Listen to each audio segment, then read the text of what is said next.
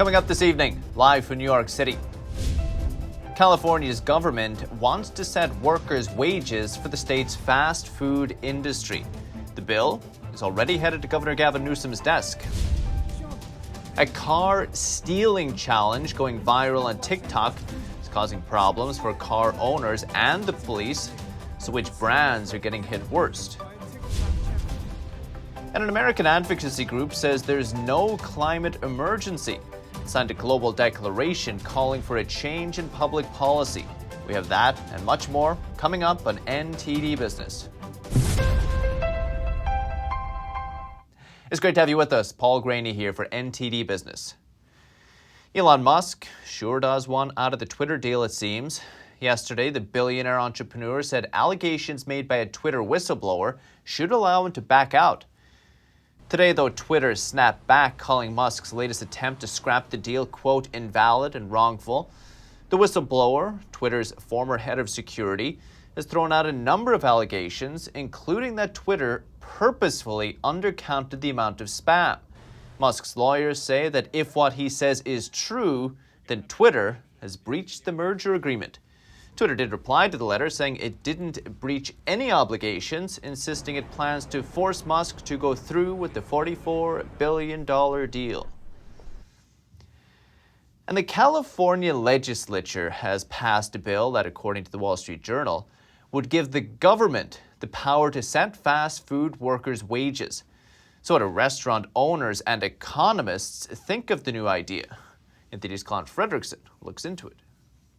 California's legislature has passed a bill that would heavily impact its fast food industry. Namely, it would create a government panel which will decide how much fast food restaurants must pay their workers. Californian politicians will choose who goes on the panel, which will include union representatives, workers, and employers. They want to set wages to be as high as $22 per hour by next year. The initial hit is going to be, almost all the profits going to diminish, disappear overnight, until you catch up. And even then, I'm not sure, if we're ever going to be as profitable as we are, pre-pandemic. Wing Lam is the co-founder of Wahoo's Fish Taco, a restaurant chain with over 30 locations in California. Lam says he's going to have to raise prices. We have two choices. We figured out how to, live with the increases, or we move out of California. And a lot of companies have. Lam says restaurant owners outside of California make more money because they don't have to deal with California's regulations. These people don't understand anything about economics and business. Robert Wright is a senior faculty fellow at AIER. Wright believes we'll see a lot of unemployed fast food workers. You will see lots and lots of people trying to get fast food jobs, but not many employers wanting to hire them at that wage. This is a labor demand and supply chart. This line represents labor supply. This line represents labor demand. We have wages on the y-axis and quantity of labor on the x-axis. At the center is the equilibrium wage, where the market causes labor supply and demand to meet. If a government-mandated minimum wage is above the equilibrium, that results in more labor supply than labor demand. In other words, fewer workers. I love how governments think that they can control the world just by, making an edict. But in the end, prices and markets are going to win out. John Dunham is the president of John Dunham and Associates, an economic research firm. Dunham says that if the minimum wage is too high, all it does is hurt the industry, including the workers in that industry. Governor Gavin Newsom has until September the 30th to either sign or veto the bill. He hasn't publicly taken a stance on it yet. Colin Frederickson, NTD News. And your cell phone carrier may know more about your daily life than you realize. According to carrier letters made public on Friday by the Federal Communications Commission, the country's largest wireless carriers know where you are every time you make a phone call or use your data connection. And they routinely hold on to that location information for months. In some cases, they provide it to law enforcement whether you like it or not. Letters show smartphones constantly communicate with cell towers, giving specific GPS coordinates to the carriers. Officials are now calling on the FCC's Enforcement Bureau to investigate whether wireless carriers are doing enough to tell customers how their information is handled. keep you updated. And viral videos strike again as thefts of Kias and Hyundais have been increasing since a recent trend started on TikTok. NTD's Sean Marshall has more. So first, they left my steering wheel locked, sitting on the seat, just to, rub it in my face, probably. Police officers across the country have spent August busy with reports of stolen Hyundai and Kia vehicles, a concerning trend given a boost by a TikTok challenge.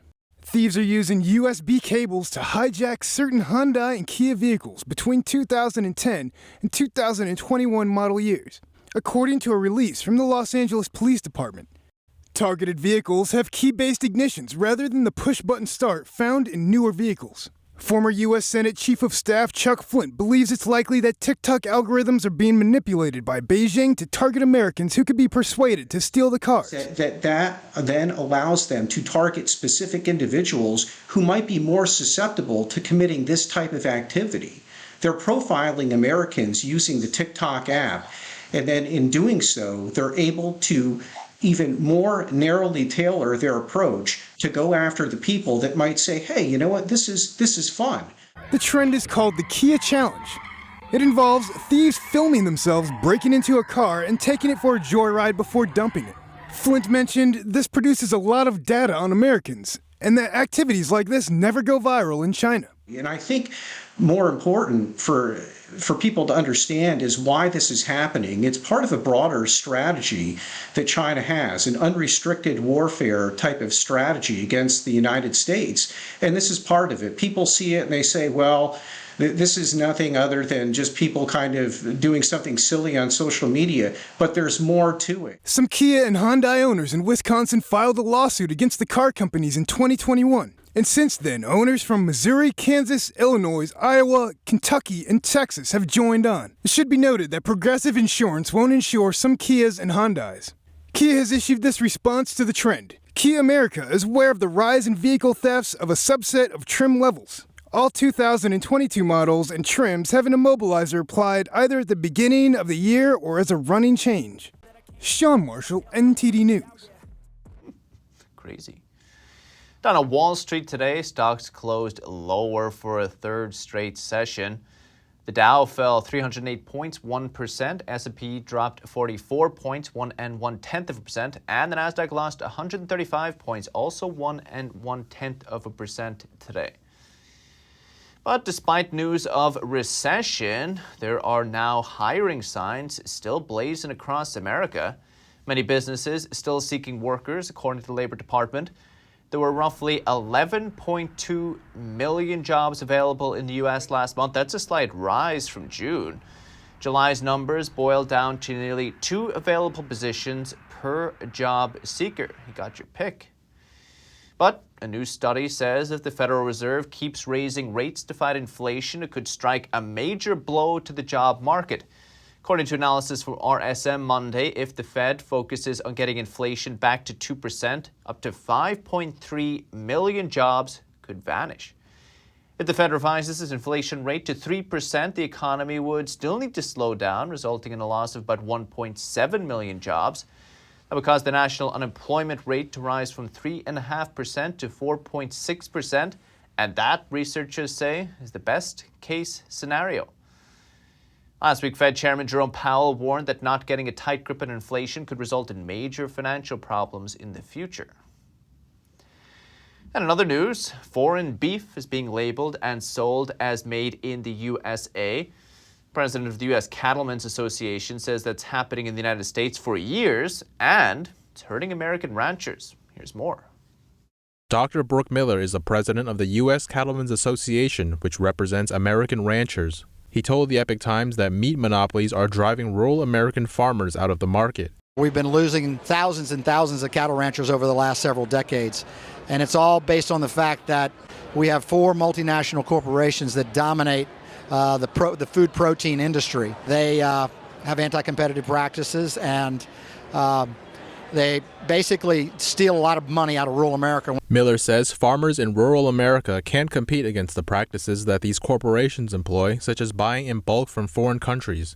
Now, right now, there's such a shortage the quote cow herd that produces the cattle is lower than it's been in 30, 40 years. But that's because the monopolies have forced a lot of cattle ranchers out of the market. And they've done this in many ways, but they import beef from foreign countries and label it as U.S. beef. Can you believe that? How are they able to do that? Because our government allows them. As long as they're slaughtered here in the U.S., Doesn't even matter. Miller says the meat only has to be repackaged and relabeled in the U.S. to be called U.S. made. He says the U.S. government tried to require retailers to show the country of origin for meat, but the Canadian and the Mexican government sued the U.S. and the World Trade Organization, saying that was against the North American Free Trade Agreement. The U.S. then repealed that requirement. Miller says dependency on beef from foreign countries not only hurts American farmers, but also consumers. We saw that with COVID-19 when the pandemic initially happened. We saw shortages of meat in the meat counter. We saw prices go really high. According to him, the U.S. needs a more regional food system. If you'd like to see the full interview, please visit epictv.com. There's no climate emergency. That's a statement from a group of over 1,000 scientists and professionals from all around the world. The effort is led by an independent foundation called Climate Intelligence, or CLINTEL.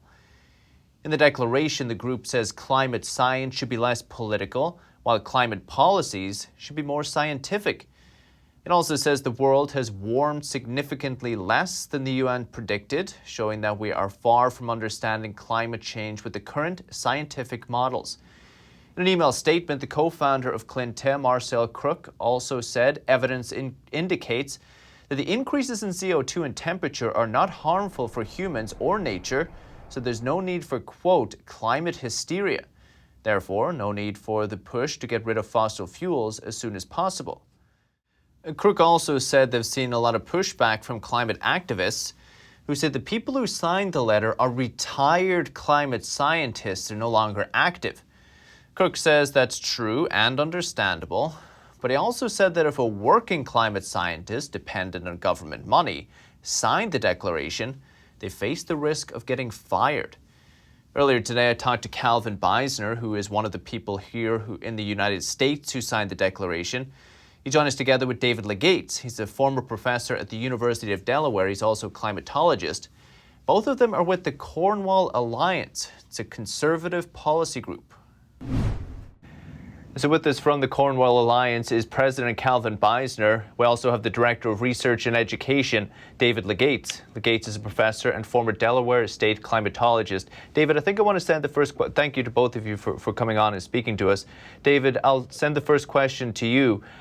How did you reach your conclusion that there is no climate emergency? Well, it's a long discussion. It took me a lot of years, but the idea effectively is that when I look at the data, I don't see a large change in extremes. I don't see that climate models represent the reality. And in short, what I'm seeing in terms of signals is more land use change leading to any warming that we see rather than seeing actual carbon dioxide signal in the environment. Calvin, how did you reach this conclusion? Well, again, as with David, it's been a long process reaching back about 30 years and reading and all of this. What I see is that the overwhelming cause of long-term climate change has been natural, that there's no particular reason to think that carbon dioxide or other anthropogenic greenhouse gas emissions have been the dominant causes in the last 60 to 150 years or so. That doesn't mean that they haven't contributed. I'm quite sure that they have. But what we have seen is basically a moderating of climate, fewer high temperature extremes, or rather not added high temperature extremes, but far fewer cold temperature extremes. And that's a very good thing because on average, cold snaps kill about 20 times as many people per day as heat waves. So actually, I think the benefits of some greenhouse gas driven warming probably outweigh the costs. Then, Calvin, why is it that the overwhelming consensus seems to be that there is a climate emergency? Well, I'm not sure that there is such a consensus. I think there's clearly a consensus that global average temperature has risen by somewhere around 1 to 1.2 degrees Celsius over the last 170 years. I think there's clearly a consensus that our emissions of greenhouse gases have contributed to that. Probably there's a consensus that they've contributed more than half, possibly even all of that. Where the consensus doesn't exist is in saying that this is an emergency, that we have a catastrophe coming our way, that we need to spend trillions of dollars attempting to mitigate this. I think instead the consensus is that what we see is something that humanity can adapt to. After all, we can thrive in every climate from the Arctic Circle to the Sahara Desert to the Brazilian rainforest. And so consequently, adaptation makes much better sense than mitigation, because adaptation can apply no matter what is causing the warming. David, do you agree that we are seeing extreme weather, even in regards to kind of extreme cases, hurricanes, flooding, stuff like this, or even in temperatures? And if you do, what do you attribute it to? We're seeing no trends in essentially heat waves, cold spells. We're seeing no trends in hurricanes. We're actually seeing a slight downward trends in tornadoes. But often in many places, we are seeing increased flooding and increased droughts. And as state climatologist, I was always asked, are we seeing more in northern Delaware? And the answer is yes. It's anthropogenically produced, but it has nothing to do with climate change. It's largely land use. I mean, when you go from a scenario where the surrounding countryside is full of trees and shrubs and so forth, and then over 70, 80 years it becomes developed to the point at which we've got a lot of asphalt, macadam, and hard surfaces, you exacerbate flooding events and then put a lot more people using a lot more water in a lot more water-intensive activities. You simply, when the water runs short, you just don't have enough to go around. So floods and droughts are actually increasing in frequency, but it has really nothing to do with climate change, everything to do with land use change. Are you seeing this trend globally? Because I've heard news reports of droughts in places like Africa, but we even hear of high temperatures in Europe, maybe even record highs recently. Yeah, I mean, you see it as well. But when you start to get away from these urban effects, and when you look at droughts, for example, if we look at it from a climatological standpoint, such as the Palmer Drought Severity Index, which gets away from human activities, we see that there is no long-term trend in droughts in the United States. There is no long-term trends in droughts in the globe. But when they occur, they garner a lot more attention than they did in the past, and so you hear a lot more about them now. The declaration says that climate science should be less political. What are some examples of that? Oh, I think we see the politicization of science all over the place, and one of the easiest cases is simply the claim that there is this vast, overwhelming consensus of scientists that we're facing a climate change catastrophe due to emissions of greenhouse gases. You will not find that in even the assessment reports of the Intergovernmental Panel on Climate Change. What you find is that's coming from politicians, from environmental activist organizations, and the like. Similarly, the concentration on how this is going to affect the poor is a highly politicizing thing, because that tugs on people's emotions. And yet, at the same time, we would recognize that the demand to substitute wind, solar, and other renewable energy sources for fossil fuels is a demand for much more expensive, far less reliable energy sources, and yet abundant, affordable, reliable energy is absolutely indispensable to lifting and keeping whole societies out of poverty. So we really need to try to look at the science and to quantify that as best we can, and then in separate discussions, discuss policy. Policy needs to be informed by good science, but it can't drive science, and frankly, science can't drive policy, because science is about facts, whereas policy is driven by values. Calvin Beisner, David Legates, appreciate it. Thank you both. Thank you.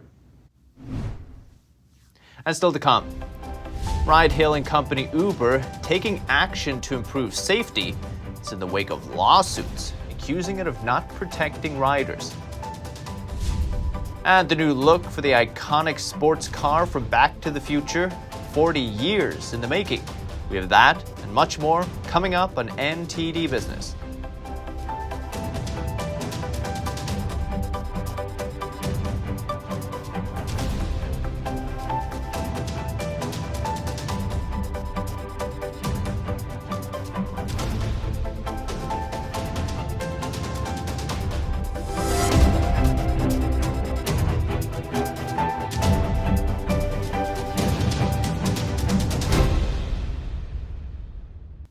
Welcome back.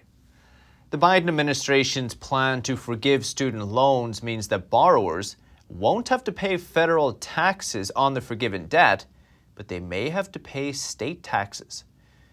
According to the Tax Foundation, a number of states could consider the forgiven debt as income. Borrowers could face a state tax liability of $300 to $1,100. States usually follow the federal tax code when deciding whether or not something is taxable, but not always. Individuals who make less than $125,000 a year and couples who make less than $250,000 could receive up to $10,000 in student loan forgiveness. Students who received a Pell Grant qualify for $20,000 in canceled debt.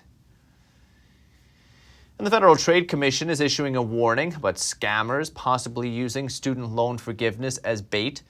Today's Consumer Watch, some tips from the Better Business Bureau to protect yourself. Unsolicited calls, texts, emails, and fraudulent websites. It's how scammers will likely use the latest news about student loan forgiveness to bait new victims. Scammers will promise fast forgiveness, whether it is additional benefits, faster benefits, erasing your student debt. All of those are empty promises that will lead to an empty pocketbook. The Better Business Bureau is bracing for a spike in calls and reports after the Federal Trade Commission issued a consumer alert about potential scams involving student loans. Last Wednesday, President Joe Biden announced a plan to address student loan debt, including debt forgiveness for certain borrowers. The BBB says scammers may use the news to attempt to defraud borrowers looking for eligibility information. It's important to know that the government is not allowed to call you about your student loan unless you've given permission. The Better Business Bureau has these tips to protect yourself. First, understand that these government programs are free to sign up for, and that anyone offering you help for a fee is a red flag. Number two, know the ins and outs of your student loan. Know the terms and don't fall for it if a scammer promises you benefits the government or your loan provider hasn't already offered you. Number three, do your research. Look up the lender or company reaching out to you to find out if there's a scam artist on the other end of the line. Number four, look twice before you click. The BBB says some imposters often create lookalike government websites, so pay attention to the URL. And finally, protect your private data. Don't give out your social security number, federal student aid ID, or any other personal information. And Uber is taking action to help improve safety for its users. Customers will now be able to connect with a live agent from ADT Security. Uber officials say the agent will monitor the entire route. Uber says this can help ease uncomfortable situations like a driver running low on gas or a ride through an unfamiliar neighborhood. Lyft has had this security feature for the past few years, but both Uber and Lyft are facing numerous assault claims lawsuits. The suits allege the companies don't do enough to protect the riders. And great Scott, did you say DeLorean? You may have heard after 40 years there's finally a new model of the iconic sports car from Back to the Future movies, but the new DeLorean Alpha 5 electric car looks nothing like the last model made before the company went out of business in 1982. It still has the trademark gull-wing doors, but that's pretty much it. The DeLorean from the movies was an icon of modern design, but the designers of the Alpha 5 had a 40-year gap to fill in. Turns out they based the new car on DeLorean's second model, which never got made. The designers pretended the car's evolution had never stopped, imagining making the quarter-scale models of it. The resulting design was the Alpha 5, a real DeLorean, 40 years in the making. What do you think? As the latest in the NTD Business team, myself, Paul Graney. Follow me on Twitter, though, if you're there. Now, if you have any news, tips, or feedback for the show, email us, business@ntd.com. That's all for today. Thank you for watching. We'll see you tomorrow.